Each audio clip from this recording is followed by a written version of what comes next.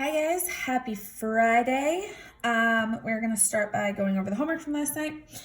So for numbers 1 and 2, they just wanted you to rewrite each series as a sum. So remember, all that means is that we're gonna take each value from the bottom to the top, plug it in, and whatever we get, just rewrite it as a sum.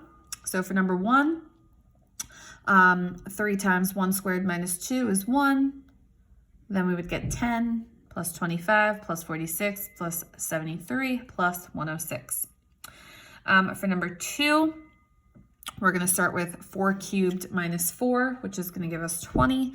Then 5 cubed minus 5 is 30. 6 cubed minus 6 is 42. Then 56, 72, and 90. Okay, so I'm just plugging in each of those values and rewriting those values as a sum. Okay. For 3 and 4, it says rewrite the given series in sigma notation.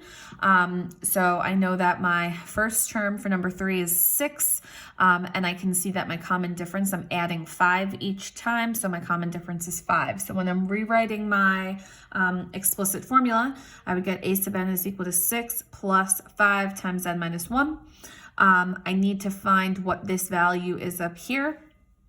So I'm essentially looking for what is n when a sub n is 36. So we have 36 is equal to 6 plus 5n minus 5. I just distributed from our formula. And when I solve, I get that n is 7. So we're going from 1 to 7 and using the explicit formula that we wrote. For number 4, we are subtracting 4 each time. So a sub n is equal to 3. You could put minus 4 here and then times n minus 1. I just did n minus 1 times negative 4. It's the same thing. And essentially, I want to know what is n when a sub n is negative 25. So negative 25 is equal to 3 minus 4n plus 4. So I distributed this negative 4 in. And when I solve for n, I get 8. So we're going from 1 to 8 and using our explicit formula that we wrote. For 5 and 6, they want us to evaluate each sum. So I need to know how many terms are there. I need to know what's my first term, what is my last term. So here, and remember that we always said we do the top number minus the bottom number plus 1. So 25 minus 1 plus 1 is 25. The first term, we're going to plug in 1. So 3 times 1 minus 13 is negative 10. Then for the last term, we're going to plug in 25. So 3 times 25 minus 13 is 62. And then our sum formula is n divided by 2 times a sub 1 plus a sub n. So 25 over 2 times negative 10 plus 62, and we get 650. For number 6, remember to find n, top number minus the bottom number plus 1. So 10 minus 4 plus 1 is 7. First term, we plug in 4. So 7 times 4 minus 2 is 26. Last term, we plug in 10. So 7 times 10 minus 2 is 68. 7 divided by 2 times first term plus last term, we get 329.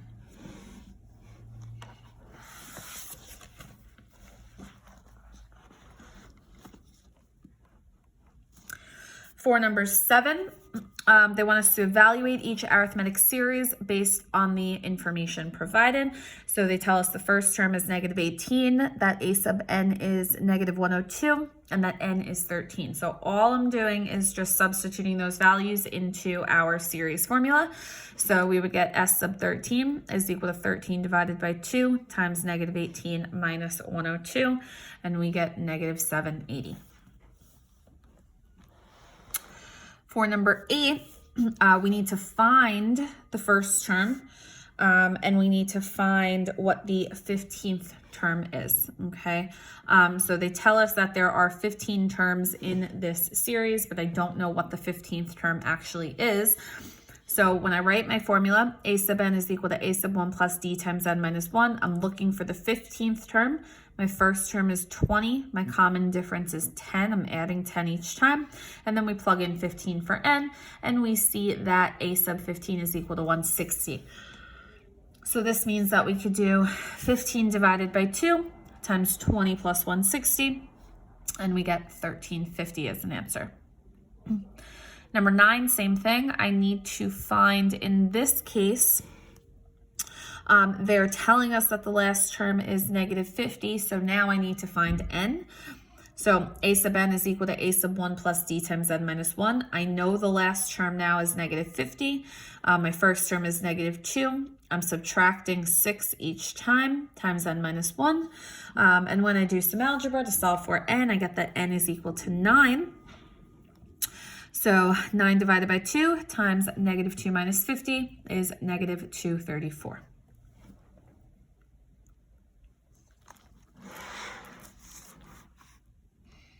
And then lastly, for number 10, they say, determine the number of terms in the series based on the information provided. So they tell us that the first term is negative 3, the common difference is 2, and now they tell us that S sub n is equal to 21. So S sub n is equal to n divided by 2 times a1 plus a sub n. So we know that this is the formula. They tell us that S sub n is 21. We don't know what n is. We know that the first term is negative 3, and now what happens here is kind of off on the side here. I can actually find what a sub n is and substitute. So we know that a sub n is equal to a sub 1 plus d times n minus 1. We know our first term is negative 3, our d is 2, and then we would just have times n minus 1. So this is saying that this whole thing is equal to a sub n. So I can take this whole thing and substitute it for a sub n here. So we actually get our first term, negative 3, and then we substitute that value for a sub n. So minus 3 plus 2 times n minus 1. Algebra, algebra, algebra. We are able to then distribute this n divided by 2 into my brackets here. So I'll actually draw the arrows here. So this is really like I'm having 1/2 n times 2n, so I just get n squared. 1/2 n times negative 8, I'm going to get negative 4n.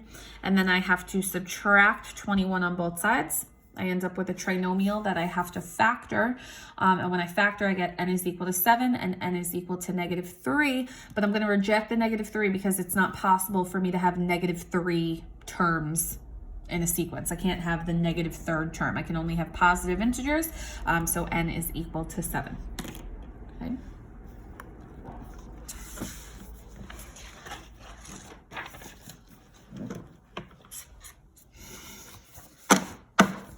Okay.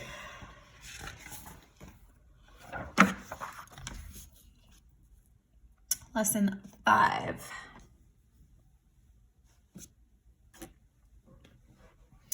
The do now, you guys can try on your own.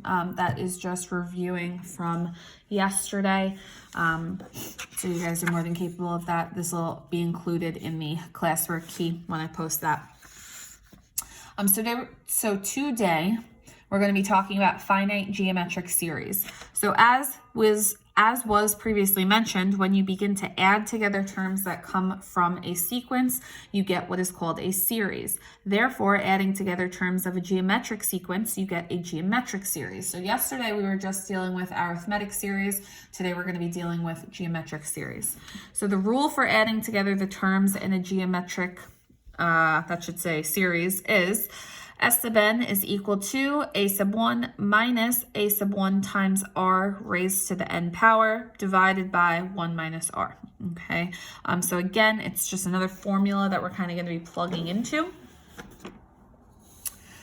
So number 1, find the sum of the following series, 4 plus 2 plus 1 plus 1/2 plus 1/4, using the sum formula for a geometric series. So a couple things we need to know.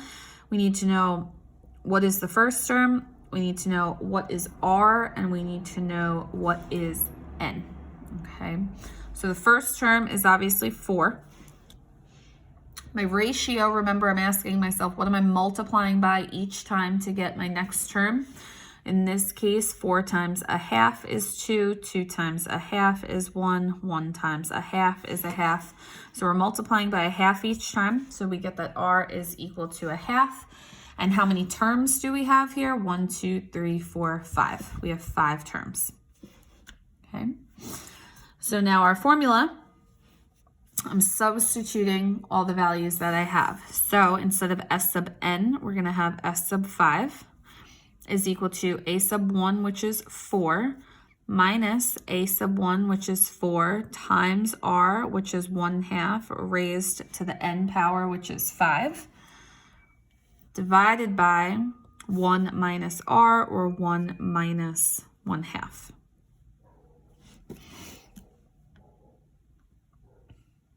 Okay. And when you plug this all in and solve, you get 7.75.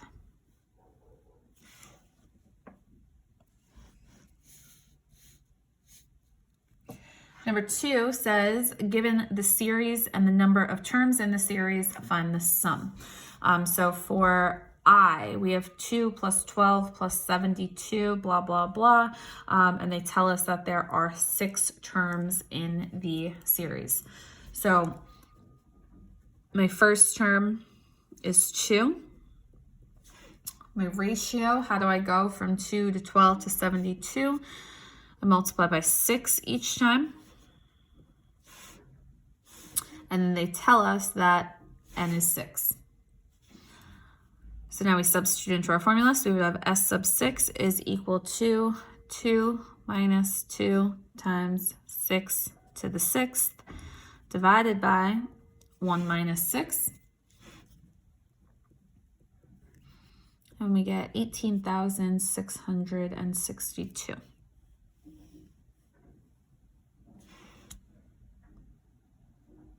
Okay. You guys are going to do double I on your own.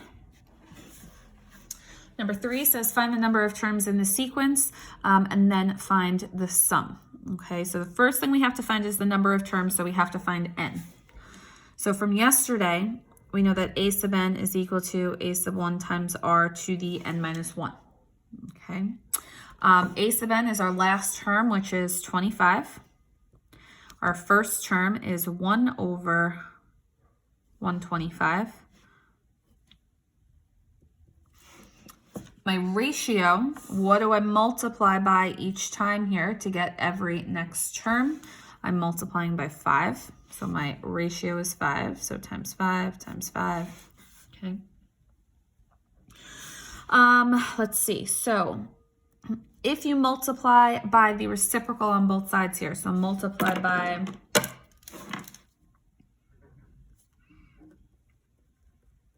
125 over 1 on both sides, this and this are going to cancel. So we get 3125 is equal to 5 to the n minus 1. Okay, I need to get the same base. So I could rewrite 3125 as 5 to the 5th power is equal to 5 to the n minus 1. Once I have the same base, I can set my exponents equal to each other. So we get 5 is equal to n minus 1, or 6 is equal to n. Okay. Now we know that the first term is 1 over 125. We know that n is 6, and we know that r is 5.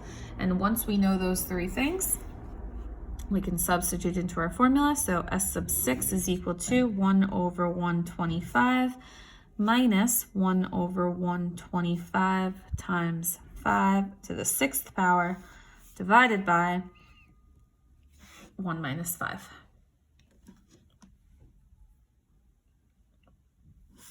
Okay. And we get about 31.25.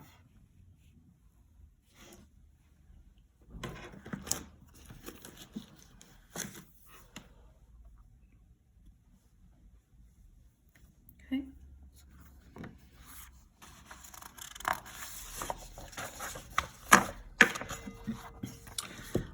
So I want you guys to try 4 and 5 on your own. You can ignore 6 and 7, but try 4 and 5. Ignore 6 and 7.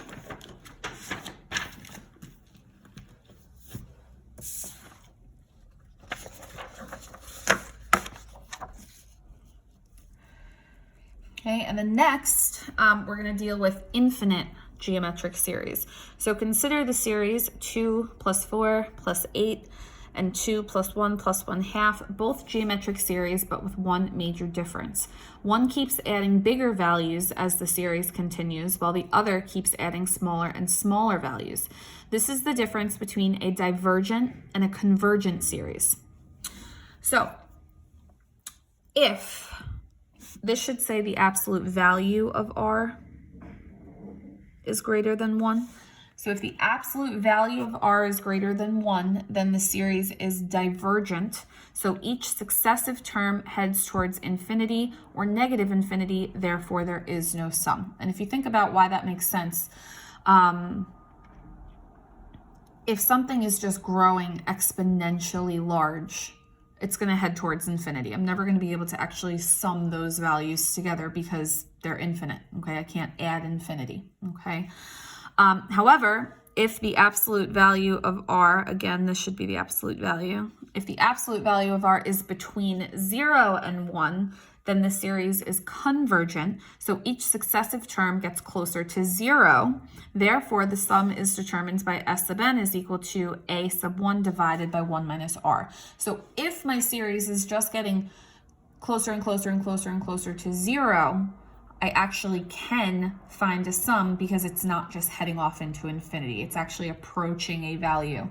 And you'll learn next year, in pre-calculus as things are kind of approaching values and limits and everything like that. We're not going to get into that, but that's kind of where this heads as you go further into it, okay? Okay, so evaluate each sum or write there is no sum, okay? So if we look at the first one, the only thing that we are concerned with looking at is the rate or the ratio or what R is, okay?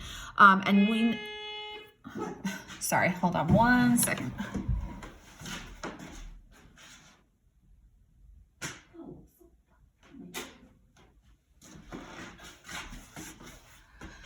Sorry about that, delivery. Okay, so we're concerned with finding the ratio, which we know is the part that is inside parentheses. So that's all I care about right now. So I'm concerned with the absolute value of R. In this case, the absolute value of R would be the absolute value of -2. The absolute value of -2 is 2, which is greater than 1, okay? If the absolute value of R is greater than 1, then that means that this is a divergent series. And if it's divergent, that means that there is no sum. Okay, so this means that this series is gonna keep shooting off to infinity, keep increasing towards infinity, so there is no sum. For number 2, my ratio in here, okay, so I want to know the absolute value of R, which means I want to know the absolute value of -1/2. And the absolute value of -1/2 is 1/2, which is less than 1. If my ratio is in between 0 and 1, that means the series is convergent. If the series is convergent, that means that we can find a sum by using this formula here. So we would have S sub n is equal to the first term, which is always in front of our ratio. So our first term is 2, divided by 1 minus our ratio. So 1 minus -1/2. And this comes out to be 4/3. So the sum of this series is 4/3. Okay. I want you guys to try 3 and 4 on your own. Oliver, come on. I want you guys to try 3 and 4. Sorry, guys. Stop, quiet. I want you guys to try 3 and 4 on your own. We're going to ignore 6. But let's look at 5. I'm not going to give you anything like number 5 on a test, but I want you to see it. So we have the summation of 1 over e to the k. So we can rewrite this.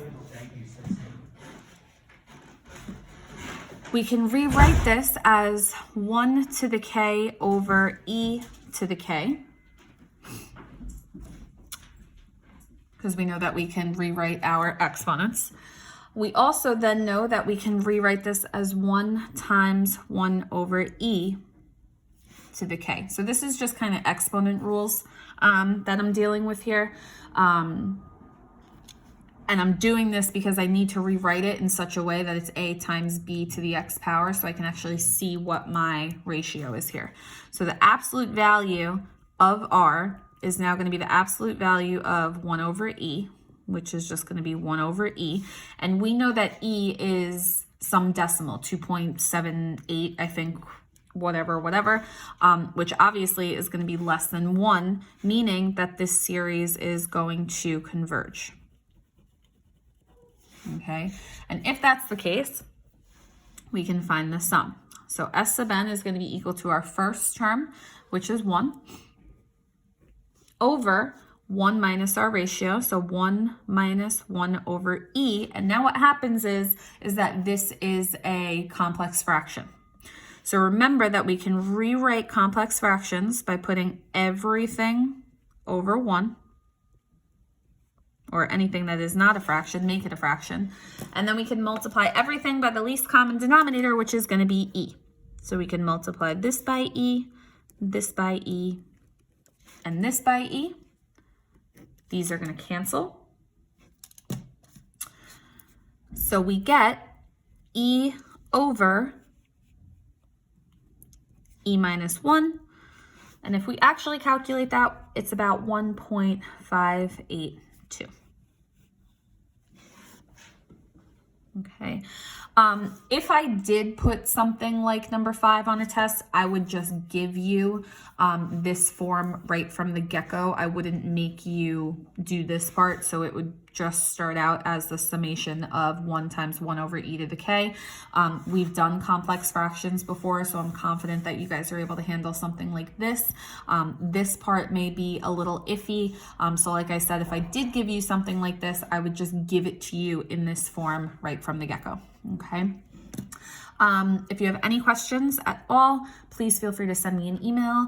I'm sorry for all of the distractions in that video. Working from home is a little difficult sometimes, but we're making it work. I hope you guys are staying safe. I hope you have a good weekend.